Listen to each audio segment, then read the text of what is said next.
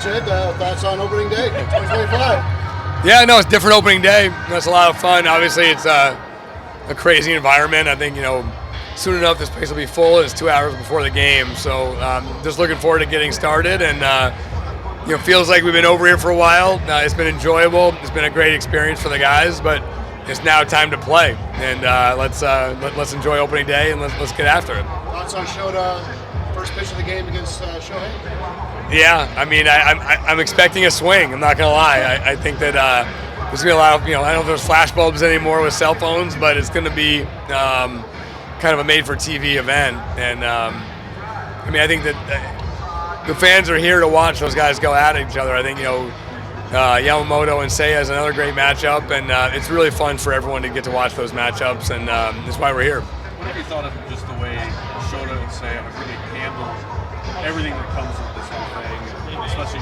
being here? Yeah, it's a lot of pressure, a lot of responsibility. I mean, for all of the players here, it's a big deal. It's opening day, but for them, I feel like they feel like they're hosting in their country, and I think that's probably been a little bit exhausting. I was glad Shota did his party on Thursday to kind of get that out of the way early on, but it's a lot of responsibility for them, and I think they feel it. With Matt Shaw, just how would you describe how he handled camp, getting to this point, and obviously where he's in the lineup, like a chance to be a big bat for this offense? Yeah, we wouldn't have him here if he wasn't in the lineup. It wouldn't make a lot of sense to put him on the roster and not play him. And I thought he handled camp really well. Unusual with the injury early on, and then coming back from the injury was intentionally slow. We kept telling him that you need to be over ready, and I think he handled that well. He was honest with us, and he's played really well. He's had really good at bats, and I'm excited for him. When you guys drafted him, he seemed like a candidate for a quick move. Did you expect it to be this quick? You never know. I thought he handled his the year and a half he was in the minors. I thought he handled it exceptionally well. He handled each level and did the things we asked him to do. But you never quite know how that's going to go. And I do think that this isn't the end of the road. I think that this is a wonderful moment for him. It's pretty cool. He gets to make his major league debut in Tokyo Dome against the Dodgers, which is amazing. But ultimately, like this is a nice thing for his scrapbook. It's fun, but ultimately it's about staying here. It's about performing, and we've seen a lot of guys come up here and had success in the minors, and there's ups and downs. So I think he has the mental fortitude and makeup to handle that, but it gets a lot harder. You had a lot of intel on him in the draft. You drafted him, but what did he show you as he sort of met all the challenges and tasks that you put in front of him as he kind of? Yeah, he's a uniquely confident person. Is not right in your face, but I think he believes in himself as a player. I think he does things a little bit unconventionally, and I think maybe that's why he's very confident. I think people probably been telling him to change throughout his life, and he's like, no, I'm pretty good at this. I'm going to keep doing it, and I give him credit for having that conviction. So I do think he has a lot of confidence in himself and the way he plays. I think it shows. You have a lot of proven veterans, position player-wise, but then obviously the younger group of Pete, Shaw, Maya, Bush.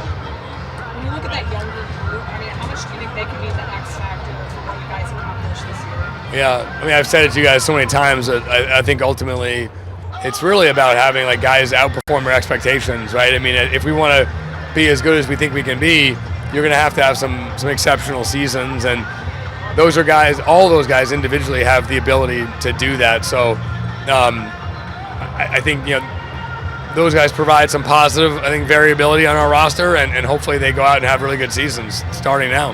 Just to build off that, with construction of the roster as a whole, now that we're at Game 1, what are you most excited about with this group? I think we have real depth. I think that we've had to make hard decisions on the roster, already. I think we'll continue to have to do that. I think this is the deepest roster we've had in a while, both here and also the guys that will be in the minors, and so I think that probably gives me the most comfort. It's baseball. Any one game, any two games, any couple weeks are somewhat random, but ultimately I think over time that your talent and your depth really pays dividends, and I think we're deep, and hopefully that does pay dividends as we start the season.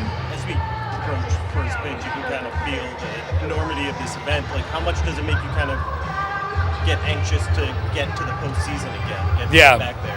No, I was texting some friends earlier. I'm like, it feels like a playoff environment, which is awesome. And, those are the butterflies you want, and that's the energy that you want. There's no feeling like the postseason when everyone's hanging on every pitch, and I have a feeling that that's going to feel this way. It's good for our players to feel that. We have big regular season games, but nothing really compares to the postseason. Nothing really compares to being deep in the postseason. So if this helps with that, I think it's great. Craig's talked a lot about coming together, how this is a bonding moment. How much do you think that can kind of galvanize the team towards having a good season? I think that's something that can pay dividends as the season goes on. I feel like it kind of fast forwards or microwaves that process with the team. Every day you walk through the lobby and you see different families eating breakfast or hanging out, and that doesn't really happen normally in spring training. Everyone's living on their own, going back to the home with their families, and so we've had like a solid week here with events and with breakfast together, lunch together, where I think all that speeds up that process. And talking to people with the Dodgers and Padres last year, I think they felt like these trips do speed that process up. So hopefully, as we get going, that creates some cohesiveness with this unit.